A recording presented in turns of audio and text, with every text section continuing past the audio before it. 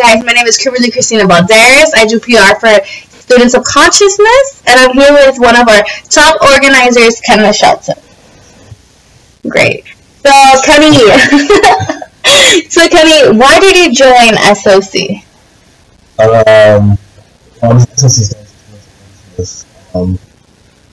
And really, I've been doing all this work in terms of like activism and stuff outside of the university. So when I met you and I met some other organizers, and I realized there was a need to like do stuff on campus, I was basically like sign me up.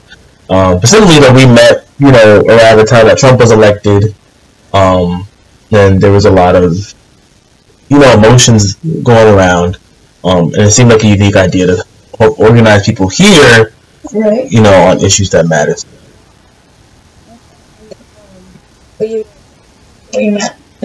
Yeah, I mean, not just the students though, like students, the faculty, the community, right, but primarily the students, of course. Right. That's what students are conscious. And like, as a student myself, St. John's does a good job of alienating you, and I didn't want to do that to my fellow students. Like, right, taking all these talents, all this experience, all this know-how, all these connections outside of here, and then not actually try and apply that in like a realistic way to like St. John's, I guess. Okay. So, what's the mission of SOC? Besides cool shirts, the mission of SOC is really like, this is the official mission of we, like, I haven't memorized it. We don't want the university to market us, use our diversity for marketing, but then not actually support us in diverse ways. But I think when you talk about missions, it's also like what like the informal mission of SOC really is like to fight white supremacy in all of its forms on this campus, and help marginalized students. It's really evolved since the mission that it holds, but the mission still remains true. Right. In my opinion. What does the mission mean to you? I want to get out of this like right. I'm asking you questions and then you're answering like this is a test. Yes. So this is like a test. So like if you're like I don't like how I'm writing these questions. Okay. So this is like very testy. But what does the mission? Yeah. So what is the mission for you? What does it mean to you? And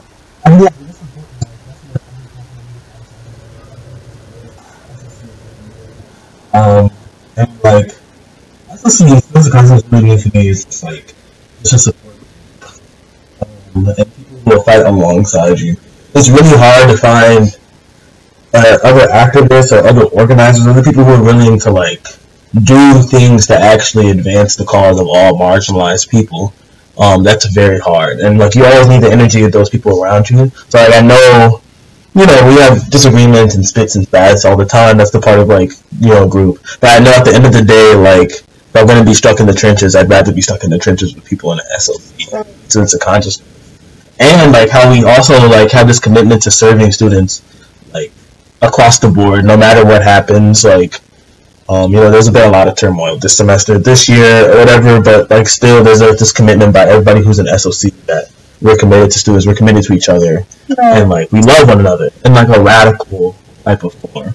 Right. More like a family type of form? Like an active type of love. Like a lot of times, in my opinion, we're not an org war movement, which is it's different than like a Haraya or like a Lasso, and no knock to them. I'm sure they have all types of love. They have all types of community, and we support them 100%. But with SOC, you get that love and defense type of form, in which it doesn't matter, the personal connection that we have to you. It doesn't matter if you sit on meetings with us each and every day. It doesn't matter if you come to us, whether it's once and whether it's like 5 times or whether it's 30 times with issues that happen on campus. We're gonna love you all the same, right. And that's not the type of love that marginalized people get across the board. It's unconditional.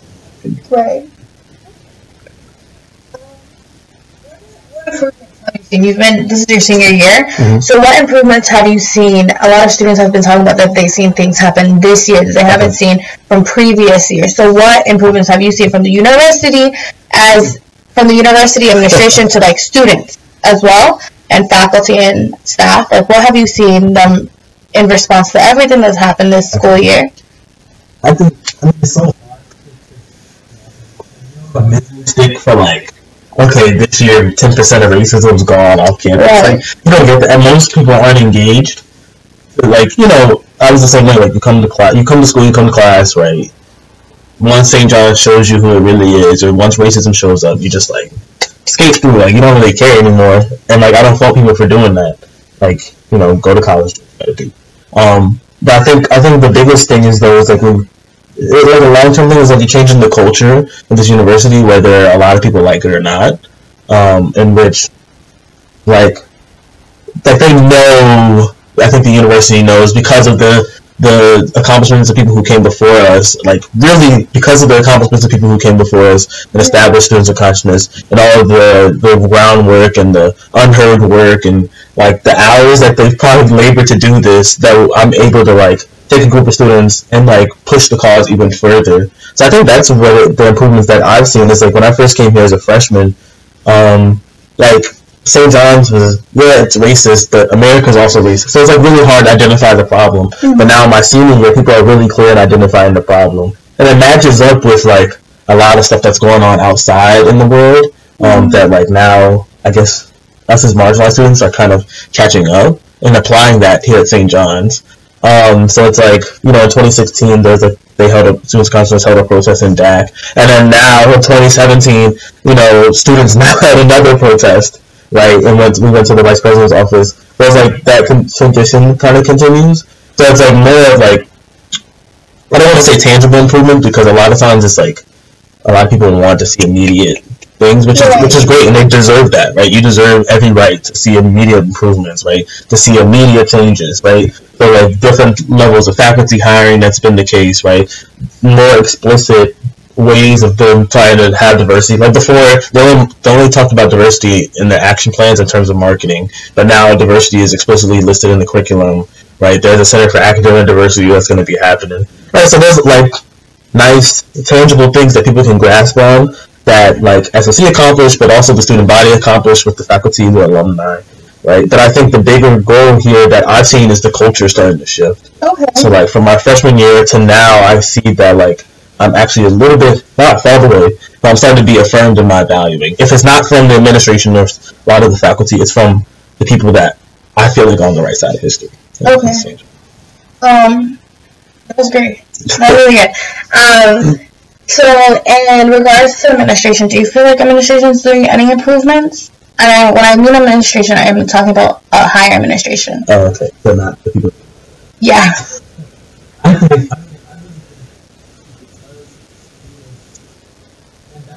The power students, because students have all the power on the campus. So because students are realizing their potential, are realizing that you can bust down the vice president's office and like demand stuff, they have no choice. And that's a great position as SOC, as students who want changes to be in, is like, if you don't do this or else, right? Like abide by the university mission or else. Right, I'm going to take my money elsewhere. I'm going to advertise to other students that you're not doing what St. John's tells you to do. Because St. John's does a good job of like telling you one thing and giving you another. Right. And like for a lot of students now, the jig is up. Like, run me my check, run me everything that you told me you was going to give me, right? And don't let me go through these types of experiences.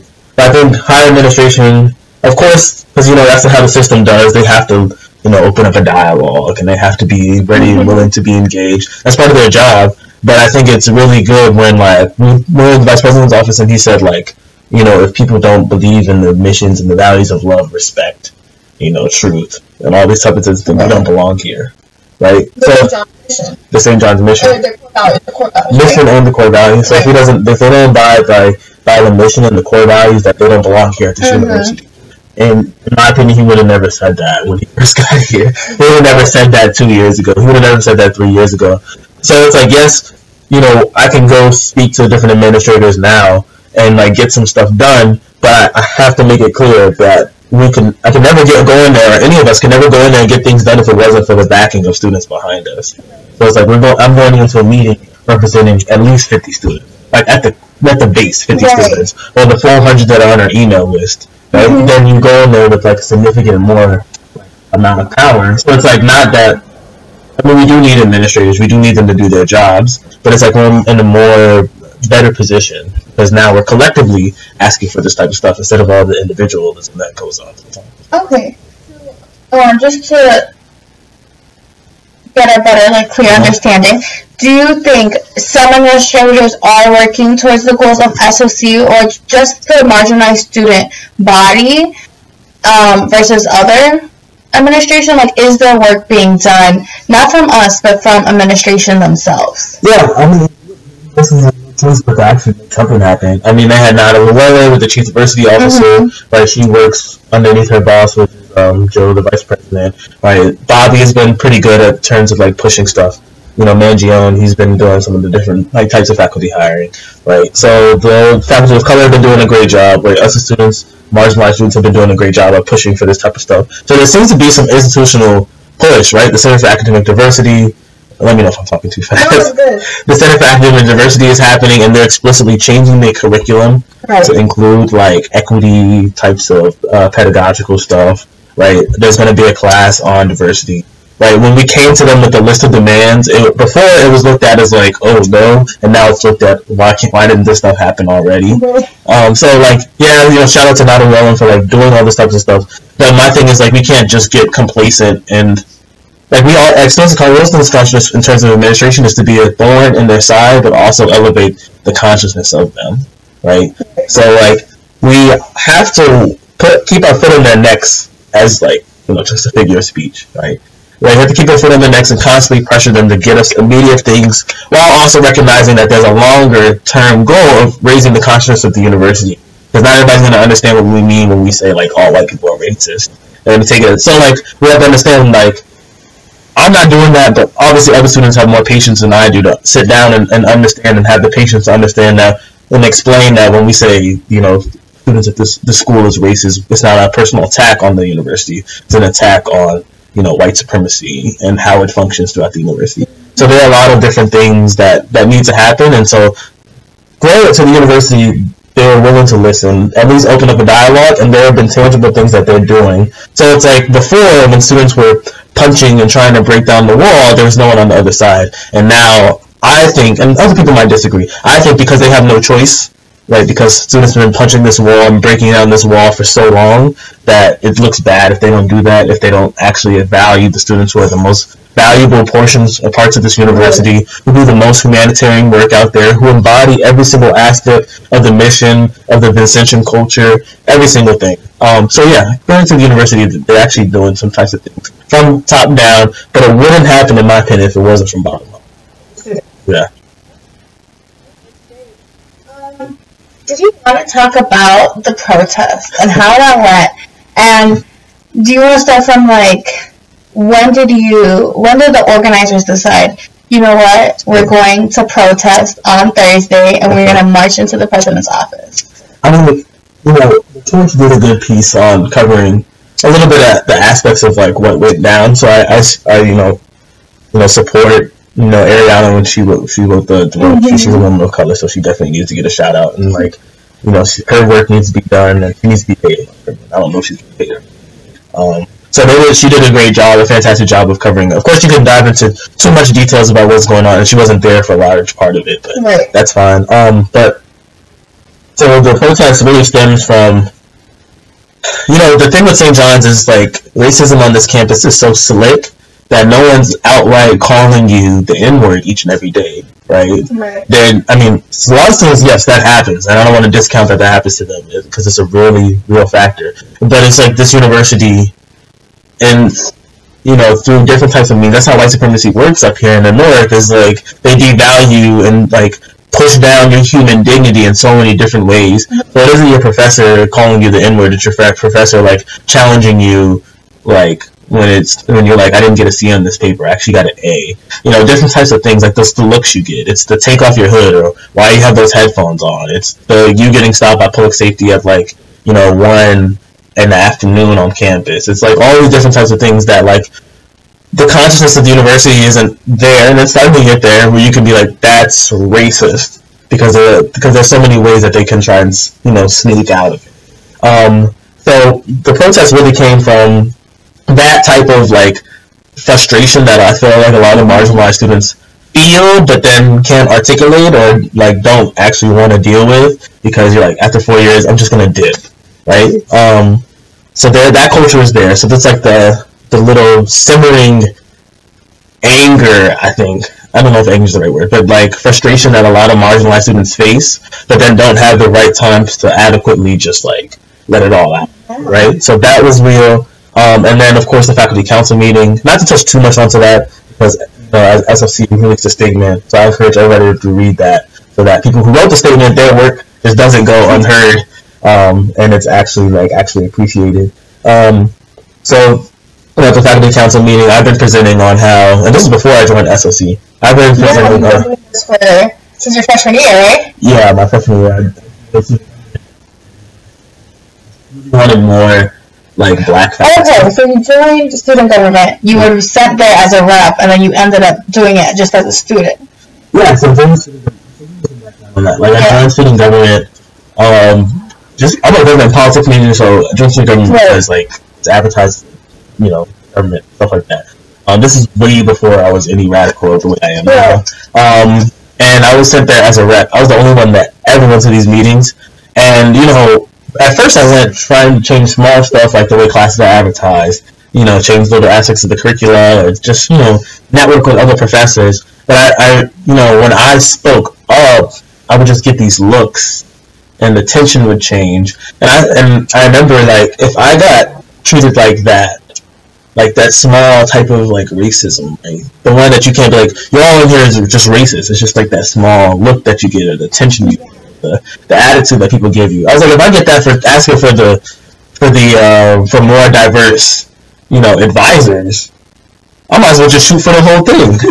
Right? I was like, if I'm gonna get this type of response from me asking for classes to be advertised in a better way, or if I was setting up like meetings with some of the department chairs to like try and see how we can like change the way classes are advertised, because classes are advertised in the most crappiest manner here at St. John's University, right? And like the schedule is totally right. And I was like, if I get pushback for doing something that'll benefit all students, I might as well just do something that might benefit me as a black student on this campus. So I got upset, angry, right? And I was like, I might as well, why would I push for something halfway when I could just push for the whole apple pie and then just hopefully get that. So I was doing that. You know, then I left student government and I kept doing the same thing. And I got you know, at first I started with, you know, when I'm doing these presentations, I started with, well, this is the importance. Then, like, now, my senior year, I'm like, you need to do this or else. Like, I just got increasingly more radical with my approach.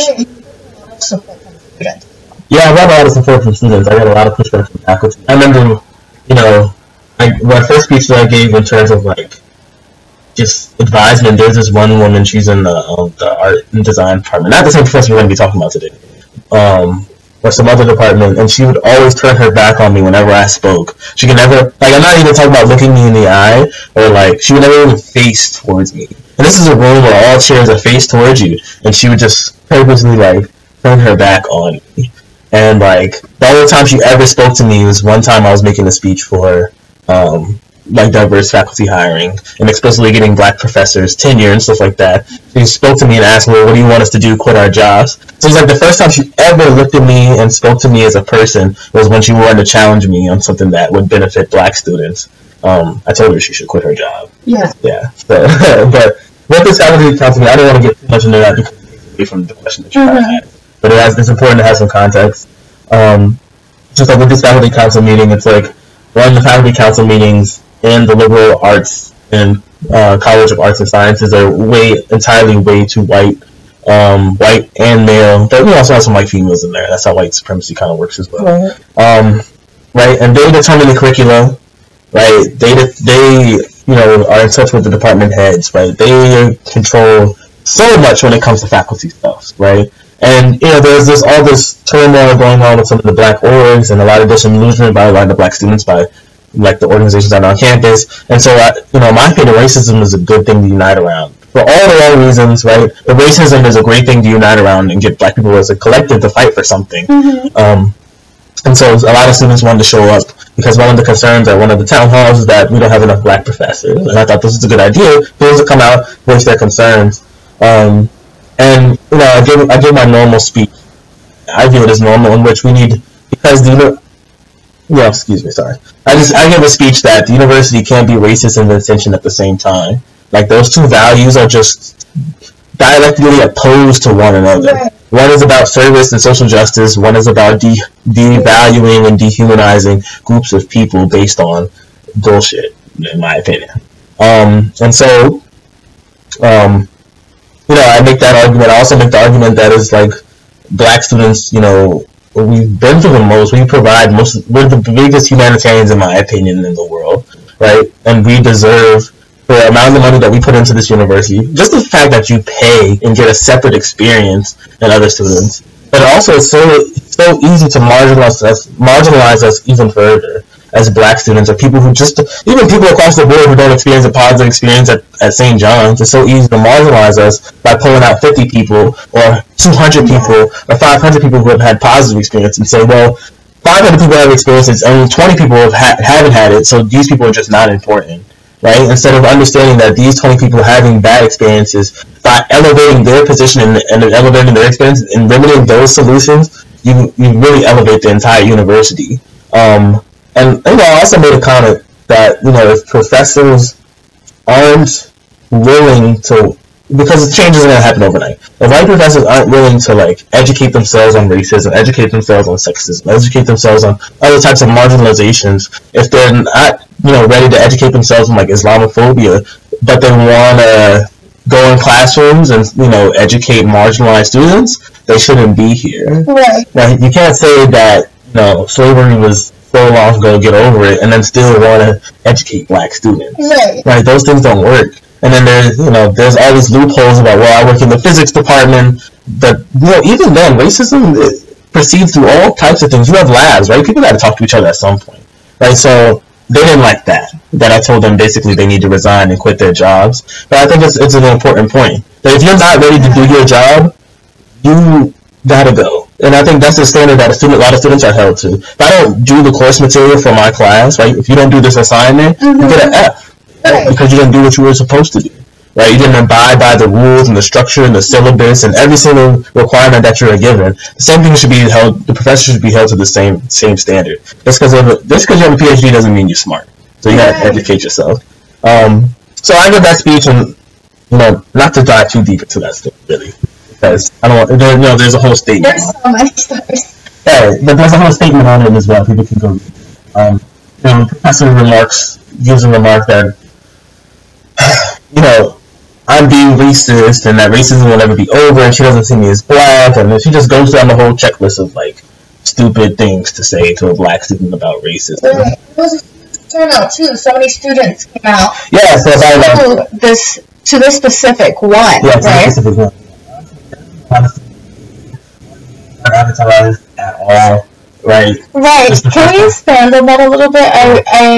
I remember you saying and stating on our conversations that after you started being more outspoken or speaking out more, that's when they stopped telling you to come to the meetings, right? Or they would change the dates of the meetings? Well, I also mentioned this.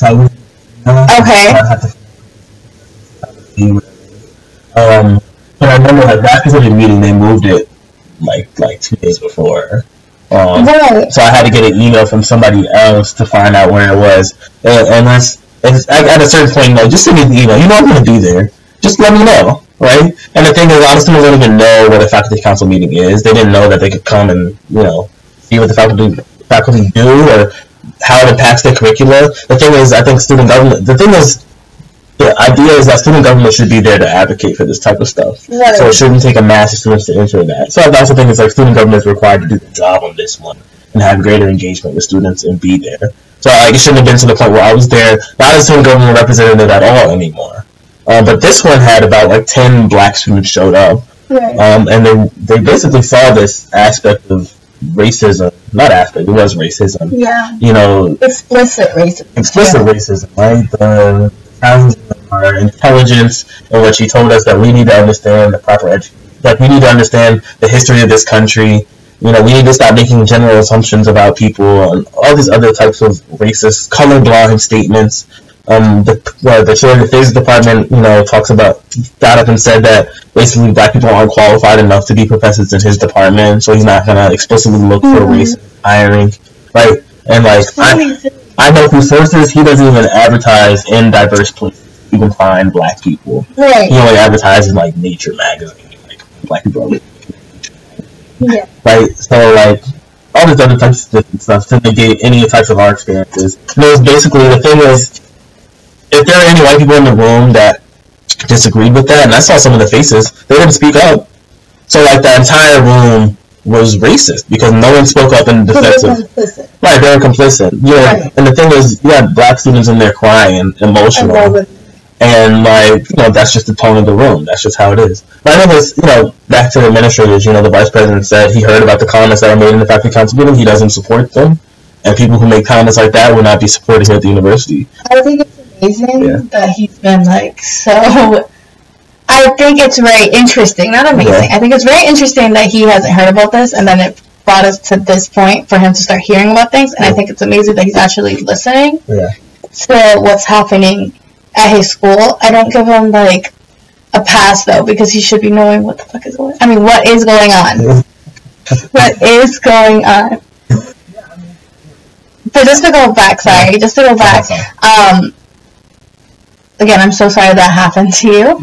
Thank you so much, for standing up. But back to the protest. I think it's interesting to know the story because this is the story that kind of was like the last straw, I think, of the semester of everything SOC has been going through. This is like the last straw, and I think you could expand on this a little bit more. Of how students were just like, this is no more. Like this, we're not going to just sit back and watch this anymore. We're going to do something about it. And even though this is just, the protest wasn't only about this incident. Right. I know that's a misconception that we just protested because of this one incident. It was so many different incidents that have happened before, just in this semester alone. Mm-hmm. So I guess how did we, not so much of the strategy we used, but how did we organize? How did you think students themselves, outside of SOC, outside of the organizer group, just hopped on to like, this is what we're going to go stand with SOC on Thursday? I mean, it's hard to just spread the word of mouth. Right. Like everybody who showed up there was like through a personal connection that people made. So I think that's why it was like, I made a pitch to St. Kofi with all the black student leaders there about how they need to come out and support SOC.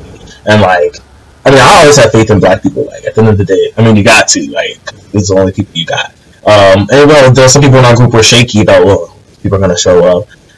What are we gonna do if they don't? Right? And I was like, look, if 3 people show up, we doing this. I'm ready to go.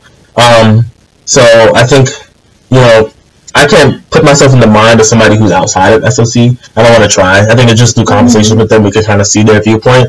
And so for a lot of students, SOC is just it for them, right? If everything else falls apart, at least you got SOC, right? And I think a lot of students are also to the point where we need to support them. Because it's real easy for us to be out here, doing protests and stuff. It's really easy for the system to be like, one, wait for me to graduate, wait for us to graduate, or easily chop the head off the snake, like easily like reprimand us, expel us, do all different types of stuff that they can do, or like sanction us in different types of forms as they try to do in the past.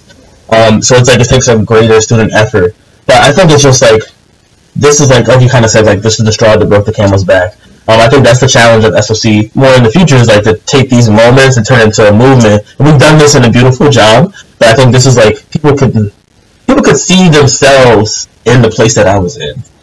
In which you had a black professor, black professors that made racist comments, right? All these different types of stuff. Yeah. And I think that's the important is like people also gotta understand history as well. It's easy to be like, well, with like Rosa Parks, right?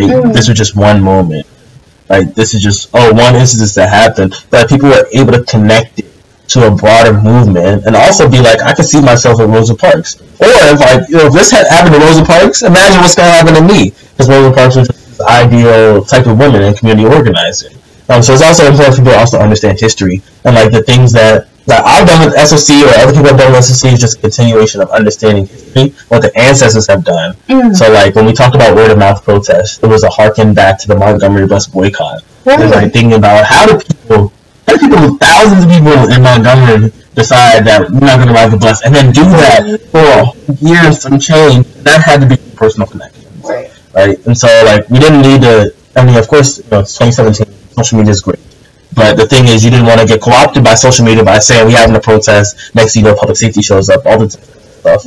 But also, it's good because that strength of that protest, the fact it's on the cover, was all through word of mouth and personal engagement, and like having these connections with people, and like people thinking that SOC means something, or the fight against racism means something. Whatever it is, I'm glad that people came up to support it. Yeah, I think it's very interesting how we, and just in general, it's just how we as students came together, and it was beautiful in a sense that it was just like, you know what, we're here for each other, regardless of X, Y, and Z. Because at the time, the university climate with student organizations wasn't at the best, right? Right. But everybody like put that aside and was just like, you know what, we're coming out and we're going to support regardless of whatever else is going on. So furthermore to the protest day, what happened?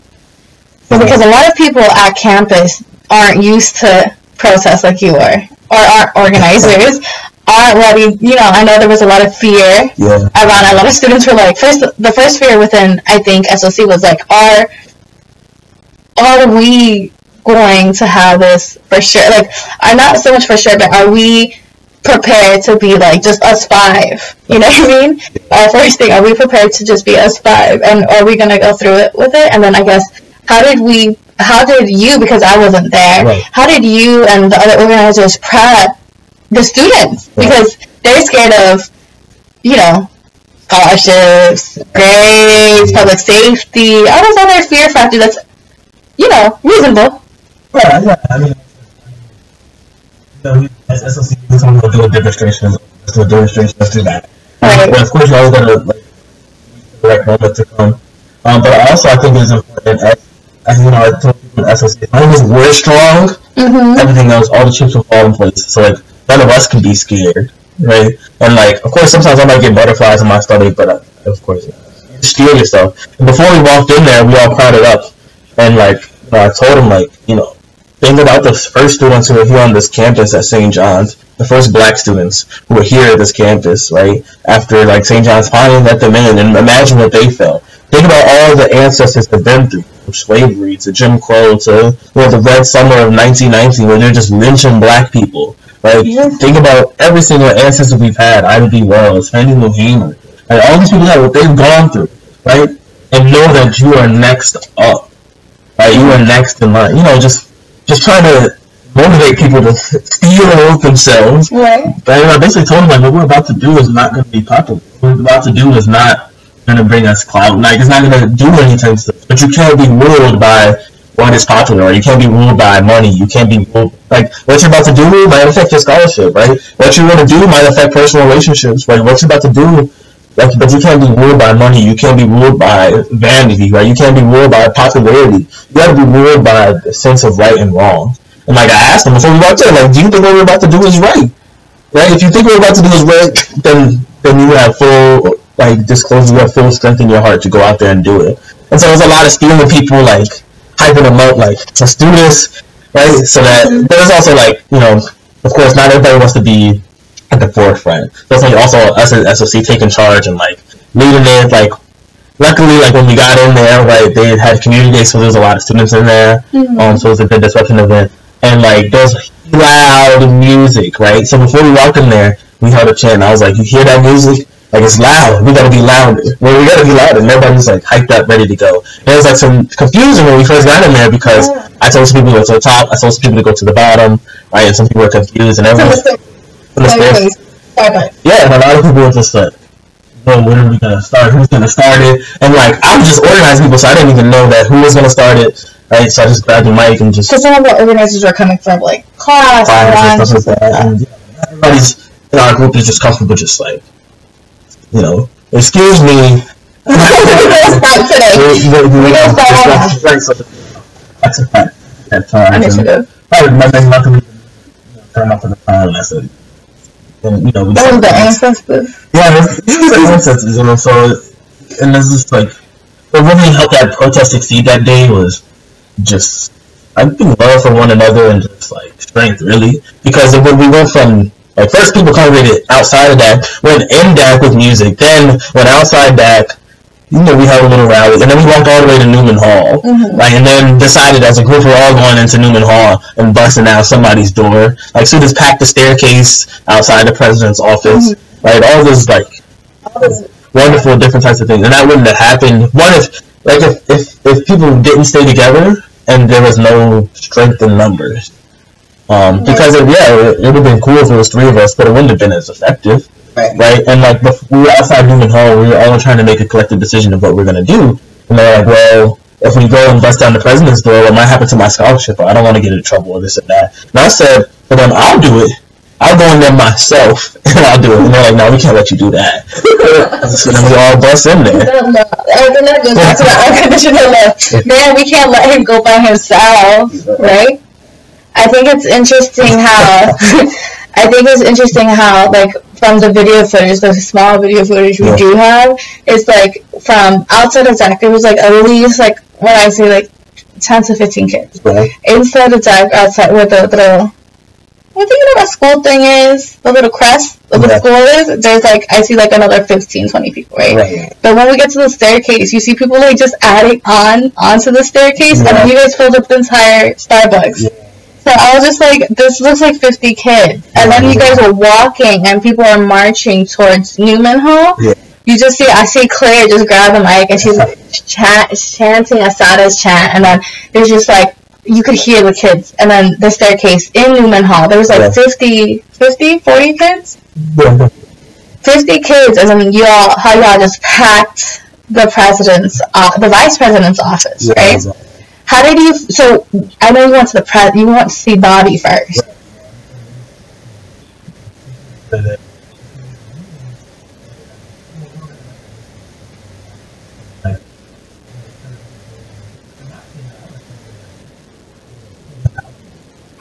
Right. I can't just I meeting like y'all. Right.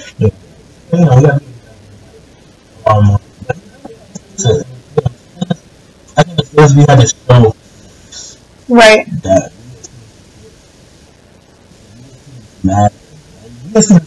body space and yet we're not allowed in there. I think that was discouraging. But I think it's just powerful that like students are packed in Newman Hall and then we can go downstairs to the vice president's office and like just rattle out every listing concern and issue that we have with this school and like just go off for like an hour and 30 minutes. Students would just, well, I had a problem with this, and I think as a student athlete I should get this, or like, why is Jesus white? Like all those different types of stuff. Yeah, that was my dream. I'm so happy you made it happen your senior year. I just find it interesting. Have we been in contact with SOC with Bobby? I told him what happened. I said he needs to get his people in check. And what did he say? He said he'll follow up on it and ask some people. So, as the president of the university, do you feel like he's adequately, because I think a lot of messages that we get is like Bobby's such a good person, right? He's such a good person, but he's too trustworthy of people underneath him that work directly with students. So should Bobby, knowing students are upset, why hasn't he done anything? Because we've been in contact, personally contact with the vice president, but why can't we get in contact with the president? I just think Bobby's a lot of different benefits. Okay. I think that's his job, to be in the circles with students, right? Like the same way Captain Hutchinson should know about what's going on underneath her with the student body. Oh yeah, well, right. Like Bobby, he has to be trustworthy to people around him because he has no other choice, because like he can't do student interaction every day. So he lives like in this bubble, and then of course you need to push him to step out of that bubble. So these people have been here for years. I think it's that, but I also think it's just like that's not supposed to be something that he not in the circles here. Students protested today or this and that. Like this was said of, like he's not in those circles. Like that's not, he's probably didn't have in those conversations. And those are the people that do know aren't going to come up. Right, exactly. That's my. I also Okay. haven't personally sat down with Right. him about it. Okay, that's great. Yeah, that's a lot. After the protest, how did you feel as an organizer? You organized with Black Lives Matter, Greater New York. You organized with your own organization, YPDA. Yeah. YPDA. You have amazing mentors who are civil rights activists. Yeah. Still very, very, very active now. How do you feel like? Because I know you've taken for your senior year, you've taken a step back from organizing in the community. Yeah. So you've been organizing in St. John. So how do you feel like, kind of like seeing this from an organizer perspective? After the protest, and then we'll get into general.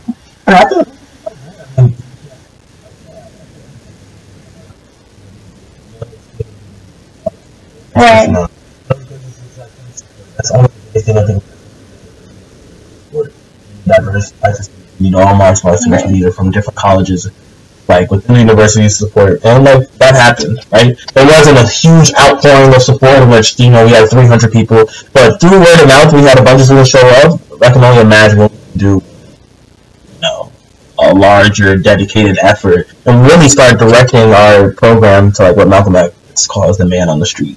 Right, so to like direct our program to students at the university, of course we have to be students at the university, but we also have to like be struggling with them. Right. Yeah, that's what the protest really taught me. I got more students there, so in order to get more students there, what do you do? Okay. From your organizing skills outside of the university, how do you feel you've brought that to the university? Because you organized other campuses before, and this is your campus. So how did you feel? Because I know with a lot of it's so many different types of people on campus, from like from the marginalized community to the white community. It's just like a lot. So how do you think SOC and yourself have like contributed in like actually organizing students? I mean, people know they need something until it's presented to them. Okay. So I think it's just showing them that like, yeah, student activism is possible. Like pushing for stuff is possible. Like you don't have to go through this alone. Right. I think that's the important. And sometimes it's tough because like a lot of people don't necessarily come from like middle class backgrounds. So a lot of them are kind of comfortable in my opinion. Right. But you don't get that in like the rest of the Jamaica area, because a lot of people know what it means to be working class, to see their parents work and struggle, or they have jobs themselves. So like their like lack of engagement makes more sense because I'm working 2 jobs to help support myself, right? And I'll still support your cause. Then like a lot of students sometimes at St. John's who like have nothing to do but won't support what you got going on. Right? That's a little bit more discouraging. Just there's like at St. John's there's a lack of education about like blackness, and a variety of different senses of lack of education on marginalization, and there were like huge different types of sins. A lot of people just don't know their history, or they come from backgrounds where their history isn't even taught. Right. So like obviously I come from like a different background. All my mentors are with civil rights activists, so they tell me a whole different types of stories that I think a lot of people don't get. I don't want to say at home, but just in terms of their life or the people that they surround themselves with. But I don't hold it against them. I think it's a brighter days ahead for St. John's, because a lot of people just know that this is an option and like we can fight for this. Yeah. After the protest. Yeah. After the protest, we had the meeting with Student Affairs, the student forum, right? Okay. That's the second thing the Student Experience Forum. I think that was another place that we're like, as SOC, was present there and had student support. Do you want to explain what happened there? In a brief rundown. I think a lot of things are just sucks. And the power dynamics is like people talking at you or answering questions that you do. Now, whether anonymously or just getting up there, and this in my opinion, it's pretty terrible. But the demographics of people who show up are black students and brown students who show up. right? Which I don't understand why people always say like we as like black people need to be more engaged and open up with that. We always continuously show up to different types of stuff like this. Yeah, because I know it's a requirement for orgs. Yeah. Greek also, right. And they're not there. As they were there, it was like 1%. Right, exactly. But I think,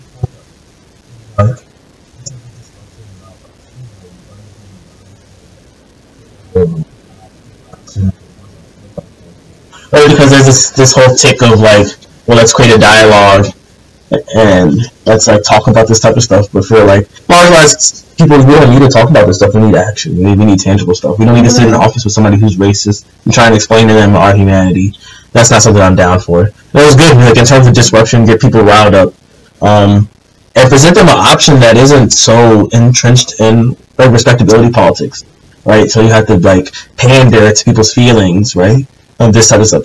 People's feelings don't matter more than people's lives. Right. And the university gets that twisted a lot. And like it's also good because like you like express yourself. Right? Students have a right to be upset, and a lot of times they're pushed back against that because it's like, well, you're upset, but you don't have solutions, and it's okay to be upset. Like we have all right as human beings to be upset at our mistreatment. I think that's what the Student Forum is about in terms of SOC. Is like things are going on this campus, and you can't just ignore it anymore. You can't just say, well, I didn't know, but let's open up a dialogue. Well, Catherine had just said that she didn't know anything about the protests till the day before. Yeah, the vice president. How do you feel about that? Do you feel like she was lying, or do you feel like it was actually like she didn't know? I don't care. Okay. I don't really care what her response. Well, my thing is, I think she was lying. I don't care for her. Catherine Hutchinson enough, and we don't need her excellence. Yeah, we don't. To make change. Okay, yeah. How do you feel that? I know one administrator that spoke up. She said something that triggered a student at the. Yeah. Yeah, I'm talking about Jackie. Okay. She triggered a student. Do you want to expand what she said a little bit and more, give more content and why that was like a perfect example of why white supremacy manifests itself every day at St. John's? I mean, what she said, or they just responded so off topic and like. Yeah. So I think that's why a lot of students are upset because if you ask a question, you get this whole runaround. You never get a direct answer. Right. Right. You just get this, and you never get an answer. Like right. And like I spoke up and said, if you don't know, just say you don't know. Right? Like same thing with me. I like my racism explicit. I like it overt, not covert. So if you don't know what to do about racism on campus, just say I don't know. Right. I'll get back to you. I'll do whatever I need to do to make sure I do know. Right.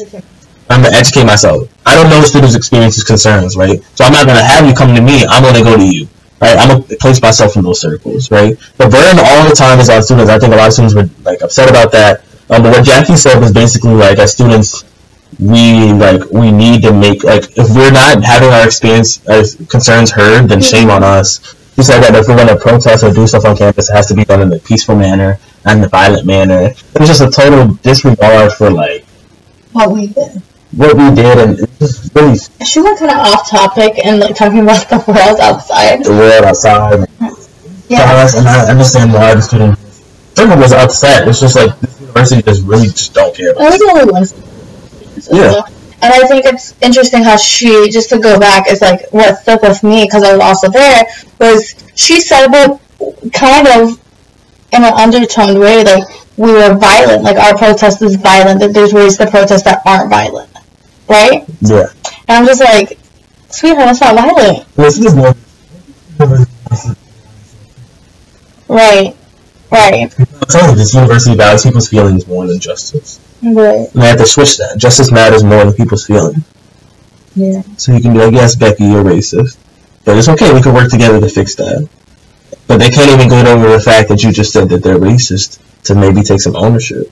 And like change, that's how change works, right? If I messed up, my mother would be like, what you did was wrong. And she didn't care about my feelings more than she cared about beating me up for that wrong thing that I did, right? Mm-hmm. And so that's like, my mother always cared more about doing the right thing more so than my feelings. So if I did something wrong, I would face punishment for that. And I'm not saying we need to punish white people or any types of other students or faculty members or administrators for that. But like ownership, getting rid of that ego is the first step to really like having honest conversations, and for us to get closer to our beloved community.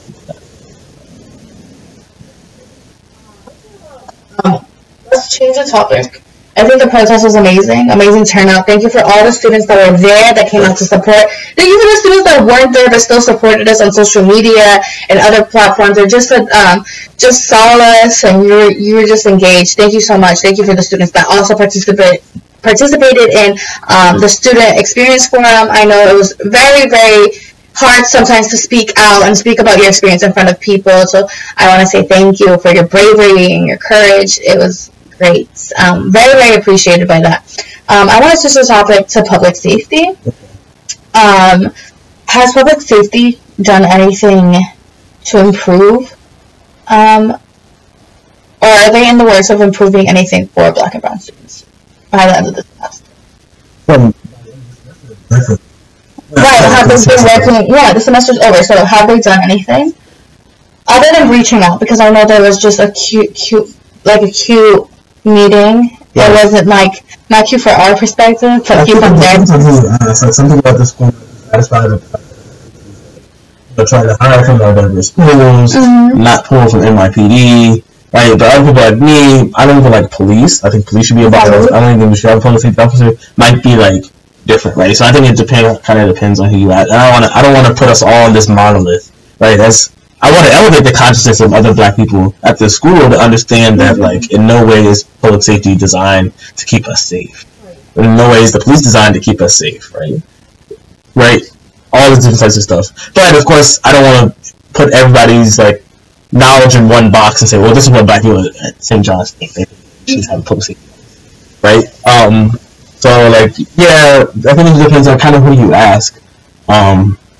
And the types of change. So they're talking about hiring for more diverse schools, not just diverse in terms of skin color, but like not just pulling from the NYPD. I think that's a step forward.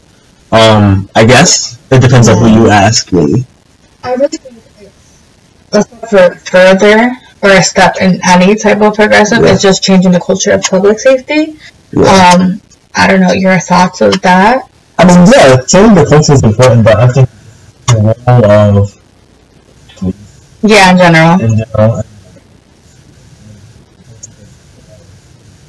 Right. Yeah, for the police officers, that's the same job. Isn't designed to keep us safe. Like, we can't expect in a racist policing system where, like, these people just be like, oh, I'm coming to St. John's now with, like, now my, like, my majority, minority, marginalized populations to be like, oh, that racism's gone. No matter how much training you get, the role and the design of that, it's going to be bad. So, like, changing the culture is important. Yes, I don't want to deny that changing the culture is important to help saving lives and preserving human dignity, right? Because that's important. We need to do that, right?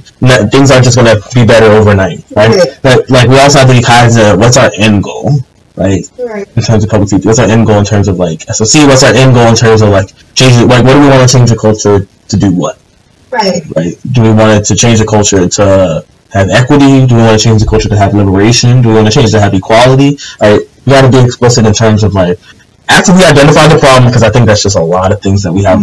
We're not good at identifying the problem, and, like, America's not good at identifying the problem. St. John's isn't good at identifying the problem. And then, okay, after that, what is our end goal to fix it?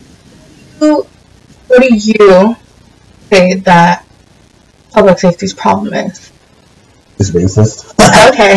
Yeah, the school is racist. Public safety is racist. Right. So do you think you have to identify the fact that they're racist first before anything changes? The role of the public safety isn't to keep us safe and enforce racism and discrimination. Right. It's to enforce, like, the status quo. Right. Yeah, and that's a good generalization. I don't care. Okay. That's a generalization. I don't care. It's really to enforce the climate. I never felt safe ever. Except the guy who had the Starburst. I don't know if you got it. There's a guy who had kids all the time. He was cool, right? Still out, but he was cool, right? I never felt safe, like, at any point in time with public safety officers. I never felt safe with NYPD officers. So, like, yeah, you might change the culture. So, like, now a cop looks like me. He knows my history, but he still don't care about me. right? He still prioritizes safety over my dignity. There are a lot of yeah. Go through some SOC things, I guess. That you would be a great person to answer these questions. So let's start with like the beginning controversy of SOC, right? Okay. So the beginning of the semester, we created a flyer, right? Okay. And said black and brown space only. White allies to the community are welcome but remain silent. Can we talk about first, before we answer that question, what is a safe space and why is it so important? I think better at articulating safe space than I am, so I don't want to take it away from them. Okay. But basically, the safe space is to be safe, like to be free from outside discrimination, racism, sexism, misogyny, right? Homophobia, transphobia, right? It's a space where you could just be yourself. Be free. And like be free in your identities, right? In your lived experiences. And like don't have to experience that trauma, right? And there are different types of safe spaces, right? So we had a black and brown safe space, right? In my opinion, in the future, we should hold black safe spaces, so that black people can focus on the issues, right? There should be safe spaces for brown people to sit and talk and work it out. White people already have safe spaces, so there's no safe spaces for them. But there should be safe spaces for women. But then even breaking that down, safe spaces for black women, right?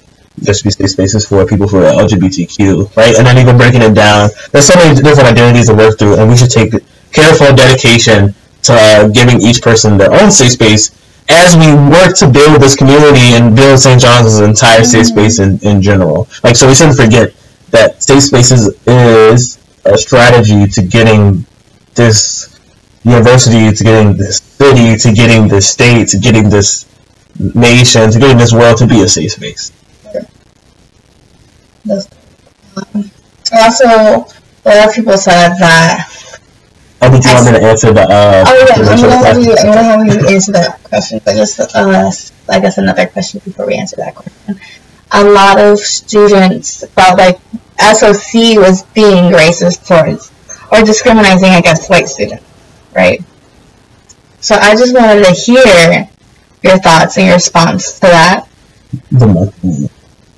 See what I mean is we're being racist towards white students, but I just think a lot of people have to understand history and that like this country is a safe space for white people. Yeah. And that this is like for an hour and 30 minutes we wanted a space where we could be black and we could be brown, talk about this type of stuff. And the thing is, in our first safe space we invited allies to the community to come and remain silent, because a lot of times our experiences are invalidated because, it's like you say X, Y, and Z happens, so you have to give evidence of why X, Y, and Z happened. Yeah. Or there are different types of, maybe we should have did this or do that. And even in our own, in the black community, we do that to each other enough that to the point we don't need white people coming in and doing the same thing, right? In which, like, for example, there are things that happen with people in our group, their experiences with professors and things of the like, and people in our own community are like, well, maybe you should have done this, or why didn't you just do this, or he wouldn't have did this to me, and we're just nullifying it. And we definitely don't need people from outside the community to come in there and tell us. And also, there's a trust issue. You don't know who might come in, right? Even with black people, though, you can't trust all of me, but like you work with them. But like, we just. The thing is, if there's a women's safe space and you're talking about things like sexual assault or misogyny, you don't want a man coming in there and starting to put his input on that type of things, because you recognize that like his lived experiences aren't equivalent to yours, right? Like if we're talking about like in the Jewish community, and you have someone like from let's say one of us goes into like a synagogue and starts saying, well, I think you guys should do this or that, and you'd be like, they would look at you like, what? No. Like, you don't know, right? So the thing is, like, we gave them grace enough to even come to the meeting so that they can listen and educate and learn about what's going on. Right. Yeah, that was grace enough, but I think it's to the point where, like, they know the problem, we offer them that space for them to know. I think we just shoot them a PowerPoint and then they just do what they need to do. Very interesting, because I remember when I created the flyer, I didn't run it through the group. Yeah. I just posted it because at the time we were just four, so nobody really. Right. Yeah, no, we all felt alike, right? But the backlash of it was so funny because no white students showed up, right? We had 2 white professors that showed up, right, and all administration showed up, and I think we had 2-3 students that showed up to their first safe space, right? But when we said for our second safe space, we were like, no white people, all these white allies, right, wanted to come in. I'm just like, no. They didn't want to come, and when we approached our allies, it was very like, oh no, because we don't want to get in trouble, or we're trying to build up our own excuses. And then when we were like, you know what, it didn't matter because it really didn't matter. It's a safe space, right? So we were just like, never mind for our second safe spaces, and that's how we've been after that. That it's like, even when we invited you, it was just like a full disrespect. And I think there's nothing that white people can do for us that black people can't do for ourselves, right? Except for dismantling racism. Like that needs to be something that they need to take seriously, right? But like, I think that's also like we have to love ourselves enough to the point where, like, look, let's fall some in. Let's like get together and feel cool. Like the thing is, like, especially in this university, nowhere is there's safe space for black and brown students, or even marginalized students. Like, you don't get a safe space in your dorms, right? You don't get a safe space in the classroom. Nowhere. Not even the places a lot of students live do you even get a space where you could just be yourself or be black, right? Or be free from all the types of stuff. And then also the safe space is a good place for us to work different types of stuff. Yeah. To educate ourselves. To organize. To organize. Just to be free and to love one another. Yeah. I remember the final safe space that we had, it was like a study hall this Monday, and it was just like us just studying, eating donuts, and I think that was like the most just relaxing from the entire semester. It's a heavy semester for everybody. Yeah. So I think it was a great, like, from our first safe space that was like banding. Yeah. So like our second one that we got like a more like an approach of who's gonna be in the safe space. To our third one, to like our final one, it was very like nice to see, like, you know, the same people coming out to the safe space, and we're the same conversations, and these conversations are leading to action within different organizations, or action within like SGI, or within like students just feeling empowered enough to speak up to, you know, like their professor, like, hey, this isn't right. Do you know what I mean? So I think that was the safe space this semester has been very, very successful. I think for next semester, I know we've as SOCs talked about opening up 2 times. So I don't know if you can expand on that. I mean, this time we actually. Oh. I'm gonna be sending an email. You know, I'm not an SOC spokesperson. But yeah, we're gonna be sending out an email to be like, okay, what 2 times have enough space. And in addition to, we're just gonna be more transparent about this stuff. Yeah. So we are working on transparency. As the group has grown so much, I think that's like we come from like 4 of us at the beginning of the semester, like 3 to 4 of us in the beginning of the semester, and to like a group of now like 13, 12. Yeah, and then a huge safe space with like 20 people. Yeah. So I mean, I think as we are developing as organizers and taking initiative in our different like spheres of what we're good at, I think the group has done great. Everything, yeah. The safe space, a controversy in the safe space. So, just to conclude how important black and brown spaces are, I know you said we might get a permanent room, hopefully soon. And then I know a lot of freshmen and sophomores were rocking with that idea. So I just wanted to expand on the thing that we're doing a lot of the stuff that we do not for ourselves, but more for the students to come. A lot of things that we have worked for and things that we are going to see or even partake or participate in. I know, like, you're finishing up your senior year, and it's just like, damn, you won't be missed. But how many... Is it great to see some of the seeds you planted growing and blossoming? I mean, I don't. Okay. It was really Anthea, Xavier, Oscar, like all those people that did the work before. Oscar Diaz, yeah. Like, planting those and then those are growing. Like, yeah, like when you go on their Facebook page, right, all you see is Oscar Diaz, right? All I have to do, Oscar Diaz posted this, right? So then, like, then you have a good framework to go back and be like, oh, this is what happened. Like, this was really there. Like, they created the organization, so it's like, their seeds are growing. It's just like, I really think I'm just a continuation of, like, what they've done, more so than it's just my, I don't know, charisma or dedication and things that, like, things are growing. It's like, it's really because of people before. Like, none of the stuff that I'm saying is new. Right. It's not. It might be said a different way, it comes out a different mouthpiece, but, like, I watched the video of the demonstration that they did before, right? I've read the demands that they did before. I've talked with other people who've been in this before, all those different types of stuff, so that I can try and articulate that kind of the same vision they had. We're speaking the exact same language, and now the university is listening. What was that? It's like, I think our strategy was a little bit different. This semester was just a lot of disruption. And then, of course, things are just going on. Like, you know, they didn't really have, I mean, they had Trump, but, like, not to the extent where you can organize them. Okay, like, the freshmen coming in are like, whoa. The outside world is having an effect. Yeah. Utopia. Yeah, so, like, the freshmen are coming in with a different level of consciousness. Yeah.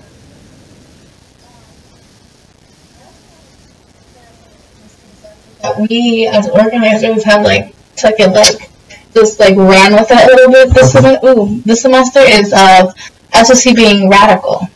Yeah, I mean, the things because I know what your definition of radical is. Yeah, I guess our definition of radical is. So how did you, when people come up to you, be like, SOC's too radical for me. How do you? I just think, a scholarship so it's like, I think a scholarship cool is normal. Really? So that's where my consciousness in terms of radical is. So I think there just has to be a lot of education that goes on. I don't think SOC should take that role. I think we can by bringing people into the front. Yeah, I agree. Yeah, but it has to originate from people who are just, like, people look to us as a radical thing. And so, like, I remember I was sitting in an interview with somebody who was doing, like, a radio show, excuse me, and she was like, well, I heard SOC was radical, and I asked her, I was like, do you think, you know, getting more black professors is radical? And she was like, and I was like, do you think advertising on my SJU for black and brown organizations is radical? And she was like, no. Do you think having a mandated depression workshop is radical? And she was like, no. I was like, so yeah, it's not really radical. It's not. These things are really normal. So I think it comes with a little bit as SOC. Like, we really got to start talking to more students, just being out there, being in these circles, and diminishing that type of thing. But my opinion, I think we just got to reclaim that. Like, yeah, we're radical. That's who we are. As marginalized people, we cannot afford to be anything but radical. Like, we can't afford to be anything but. Like, we always have to look at what's the future and recreating it. I think we have to really start, not just telling students, but people really start telling people, like, you have to start imagining what can be, right? And then go out there and try and make it happen. A lot of people just like, well, this can never happen, so even though I want it to happen, it never happen, so I can't believe in it. And that's not how we should operate. Like, I think, like, yeah, there's a whole bunch of things, but like the whole community in Jamaica, not that part of Jamaica, but the whole community in Jamaica is farther in their policies and their thinking than people at St. John's. I think that's a big problem. SOC is also doing outreach to the community and in regards to an essential mission like community service and all this other thing. I know it's still in the works, but what would you need from organizations to actually like come out to those events? I think organizations are pretty good in terms of it. I think there has to be a whole another wave of change of culture in terms of like the engagement we do with the student population at St. John's, because now even a lot of people aren't even getting involved in events. Yeah. So we have to really start talking to people. Like, now is the way that the economy's turning, the way capitalism is doing. A lot of people can't even afford to be on campus like that anymore. They gotta work. Right, you can't be part of an organization anymore like that. Like, that is diminishing. Right now, there's a lot of black and brown students aren't even going to be coming to the university anymore because of the tuition program that's going on in New York State. So we really got to change the culture that we have at this university as students. A lot of times in how we engage other students in terms of organizational building, that isn't just a resume thing. That isn't just like, a lot of talking points, that it's actually something that's valuable and worthwhile doing and advancing the cause. That's why a lot of the conversation about the BSU, Black Student Union, having the Black Student Union on the campus was pretty important and paramount. It's like there was just this unspoken thing that's going on. But specifically, though, I think organizations should be left up to their own devices to decide what they want to do, and I think conflict is going to happen naturally. Conflict's a good thing in terms of people disagree with each other, they'll work it out. I have faith. Like, organizations, they'll get their things together. Like, this year is a good example. But as SLC, we just keep presenting opportunities and different types of thinking, right. And support. So if like Orion wanted to pick up garbage every day for the next 3 years, on Jamaica Ave, we support them, right? We present them like, hey, maybe like we should do this or this. But if they don't want to do it, they don't want to do it. We can't force people. Right. But we struggle with them. We struggle together. So even though we might be like, in terms of consciousness, I don't want to look down anybody else's consciousness because that's not right. But like, let's say we might be thinking over here and they're over here, right? Doesn't mean we can't work together. Right. Right. And we can't explain to them why we're over here, and they can't explain to us why we're over here. But we have to do it together. Seen like from mid-semester to now, being the end of the semester, have you seen like a unity within the Black and Brown students? Depends on what you mean. I see it in our face, but in general, I'm not on campus anymore, right? Yes. So have you seen unity? I mean, I'm not too plugged in. Like, you're more plugged in, even though you're not even on campus, you're more plugged into the university student population than I am. Okay. So, yeah, there's unity. I think ANSA, Augustine, the new campus administration, are bridging those gaps completely. Like, I know a lot of people more now. I can, like, if I need something for Riot, I can ask somebody easily. If I need something from LASSO, I have a group chat, I can just ask like 6 different organizations. That's what I do with the protest, stuff like that. But I think there's more unity. I just think it has to, like, it's so easy for us to go back to the way things were, in which there was just like this faux unity. There's like unity for unity's sake, but not actually meaningful unity. It was like friendship in terms of like, I see you, I say hi, but not actually meaningful friendship in which like we show up together, we understand each other, right? And even if we don't see each other a lot of times, I still have love for you. But I think we're on that path. I don't know. I don't think I'll be here to see that change. I'm confident with that.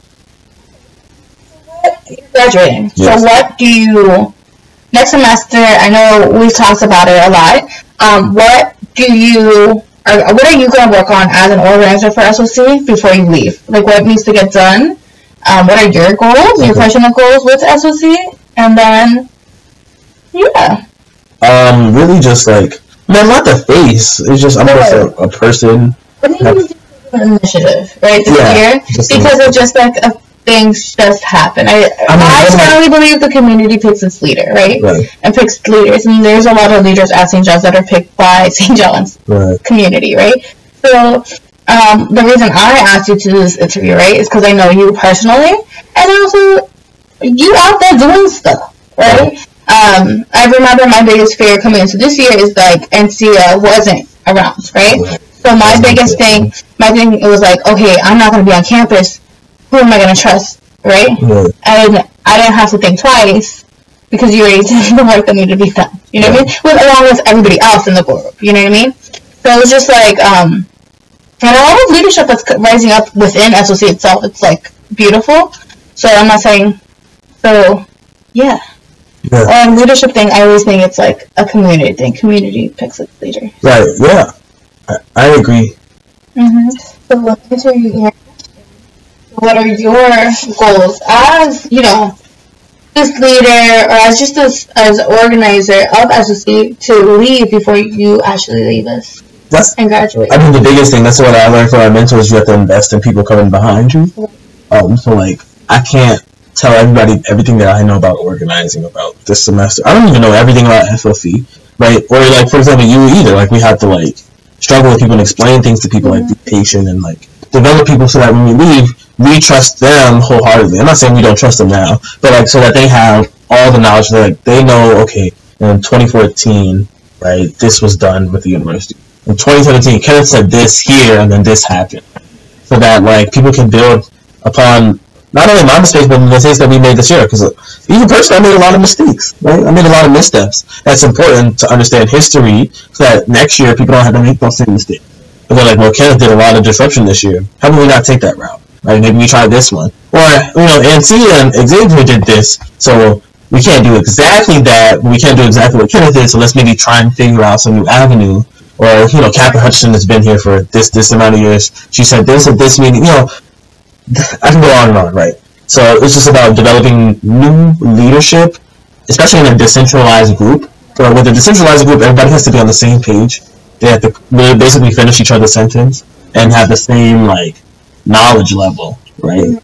So, SOC isn't, Kenneth, you or somebody else telling other people what to do or directing things. It's like we all steer the ship together, but if we're not all on the same page, we're going to be trying to steer the ship to different places and different types of SOC, that we all hold each other accountable. Right.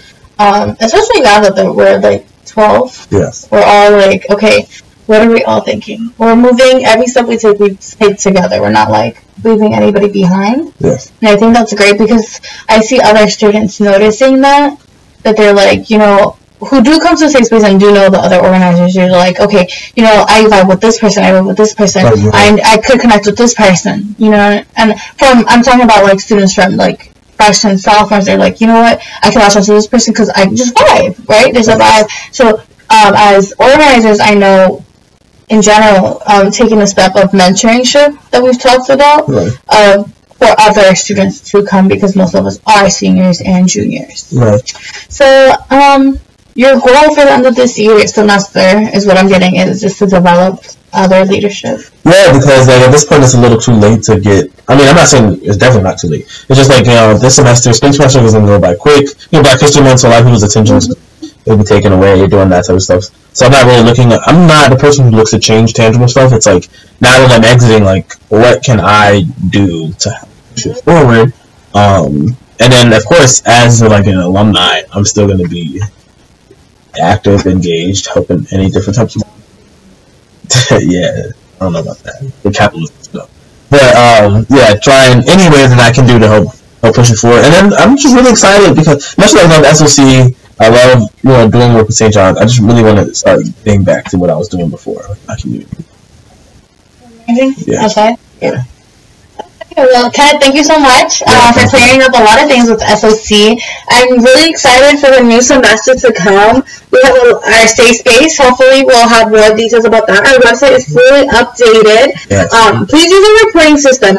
Right now, we took out the microaggressions because there's a lot of aggressions that we have been noticing. So the form itself is aggressions. You could type up here. It's very simple. One of us, an SOC organizer, will be contacting you shortly, if anything, within 12 to 24 hours, right? We get a direct email, and we look forward to actually using that. And as well, we're going to use the system too. It's anonymous, unless you allow us not to make it anonymous. But we hopefully will have a lot of documentation so we can present public safety and other administration that things have been happening on campus, and public safety and other administration has not taken action. Yeah. What else? That's it. Just stay locked on social media and get on the email list. Sign up for the email list. Join us. See if you see me. If you see Kim, say hi. Yeah. Just stay engaged. And that's all I have to say, really. Yeah. Enjoy.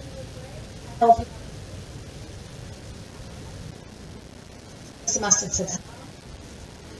Oh, and also we have our t-shirts, and if you like the t-shirts, right now, the waiting prices. Yeah, but yeah, thank you so much. Thank you. Thank you.